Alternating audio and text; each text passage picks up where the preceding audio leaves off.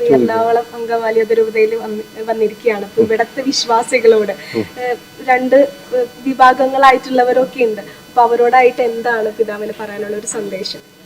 ഞാൻ അച്ഛനായിട്ട് 52 കൊല്ലമായി. ഈ 52 കൊല്ലത്തിലെ 32 കൊല്ലം ഞാൻ അങ്കമാലി എറണാകുളം അങ്കമാലി അതിരൂപതയുടെ അകത്ത് വൈദികനായിട്ട് ജീവിച്ച ആളാണ്. 22 കൊല്ലം മംഗലപ്പുഴ സെമിനാരിയിലും 10 കൊല്ലം സിറോ മലബാർ ആസ്ഥാനത്ത്. അപ്പോൾ ഇവിടുത്തെ വൈദികരെയും ദൈവജനത്തെയും ഒരു പരിധിവരെ എനിക്ക് പരിചയമാണ്, അവർക്ക് എന്നെയും പരിചിതമാണ്. അപ്പോൾ എനിക്ക് അവരോട് പറയാനുള്ളത്, നമ്മുടെ സഭാത്മകമായിരിക്കുന്ന കൂട്ടായ്മയുടെ സ്നേഹത്തിൻ്റെ ഐക്യത്തിൻ്റെ ഒരു അരൂപിയിലേക്ക് പരിശുദ്ധാത്മാവിൻ്റെ സ്വരം ശ്രവിച്ചുകൊണ്ട് എല്ലാവരും, ഇടതോ വലതോ അനുകൂലമോ പ്രതികൂലമോ എന്നുള്ളതല്ല പ്രധാനപ്പെട്ട, ആര് ജയിച്ചാലും സംഘർഷമുള്ളിടത്ത് സഭയും ഈശോയുമാണ് തോൽക്കുന്നത്. അപ്പോൾ ഞാൻ ജയിച്ചു ഞാൻ തോറ്റു എന്നുള്ളതല്ല പ്രധാനപ്പെട്ട കാര്യം.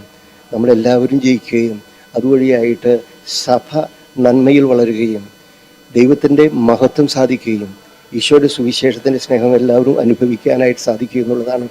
അല്ലാതെ ഞാൻ പിടിച്ച മുയലിന് 4 കൊമ്പ് എന്ന് പറഞ്ഞത് സ്ഥാപിക്കാൻ നമ്മൾ ശ്രമിച്ചാൽ നമ്മളും പരാജയപ്പെടും, സമൂഹവും പരാജയപ്പെടും, സഭയും പരാജയപ്പെടും. ഏറ്റവും കൂടുതൽ പരാജയപ്പെടുക ഈശോ തന്നെയാണ്.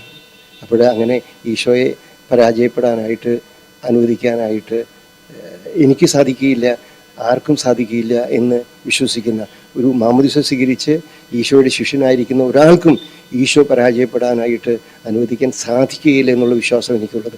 അപ്പം വേണ്ടത് ഞാൻ ജയിക്കുന്നതല്ല പ്രധാനപ്പെട്ട കാര്യം. ഞാൻ അല്പം എളിമപ്പെട്ടാലും സത്യം ജയിക്കുകയും സമാധാനം ഉണ്ടാകുകയും സ്നേഹവും കൂട്ടായ്മയും വളരുകയും ചെയ്യാനായിട്ട്, ഒരുപക്ഷെ ഞാൻ അല്പം ഇല്ലാതായാലും ഞാൻ ചെറുതായാലും ഈശോ വലുതാകുന്ന അവസരമുണ്ടാകണം. അതാണ് എനിക്ക് എന്നോട് തന്നെയും എന്നെ ചുമതലപ്പെടുത്തിയിരിക്കുന്ന ദൈവജനത്തോടും പറയാനുള്ളത്. എല്ലാവർക്കും ആസന്നമായിരിക്കുന്ന ക്രിസ്മസിൻ്റെ മംഗളങ്ങൾ ആശംസിക്കുന്നു. സഭയിലെ ഏറ്റവും നല്ല മനോഹരമായിരിക്കുന്ന കാലമാണ് ഈ മംഗളവാർത്തക്കാലം.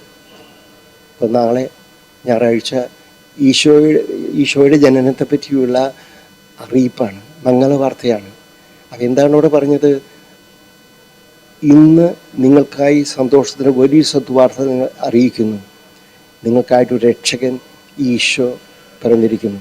മാലാഖമാർ പാടി അത്യുന്നതങ്ങളിൽ ദൈവത്തിന് സ്തുതി, ഭൂമിയിൽ നല്ല മനസ്സുള്ളവർക്ക് സമാധാനം. അപ്പോൾ സമാധാനം ഉണ്ടാകണമെങ്കിൽ നല്ല മനസ്സ് നമ്മുടെ ഭാഗത്തുണ്ടാകണം. അങ്ങനെ നല്ല മനസ്സ് എല്ലാവരുടെ ഭാഗത്തും ഉണ്ടായിട്ട് ഈ ക്രിസ്മസിൽ നമുക്കെല്ലാവർക്കും ശാന്തിയും സമാധാനവും ഐക്യവും കൂട്ടായ്മയും ഉണ്ടാകട്ടെ. അതിനെ എറണാകുളം അങ്കമാലി അതിരൂപത എല്ലാവർക്കും വലിയ മാതൃകയായിട്ട് തീരട്ടെ എന്നാണ് എൻ്റെ പ്രാർത്ഥനയും ആശംസയും. ദൈവത്തിന് സ്തുതി.